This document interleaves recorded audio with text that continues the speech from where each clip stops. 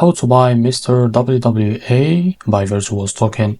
So this token came under the symbol of WWA, and this token, as you can see, it's created by this account called Planet Mojo. This account, as you can see, if you go to it, as you can see, this is Derek's account. You can go and check Derek's account for sure.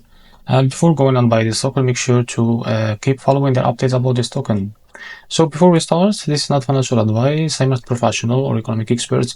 So before investing in any project that you find on my channel, please do your own research.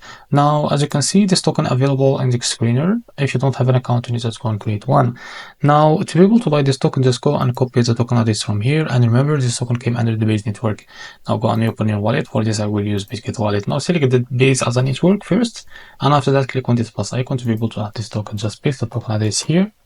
After that, click on this plus icon to be able to add it to your wallet. Now go back and find your token from on your wallet. As you can see, so this is it. Just click on it, and after that, click on swap, switch from here. Now from the top, select the token that you want to buy with, for example, the USDC, and make sure you have enough USDC on your wallet.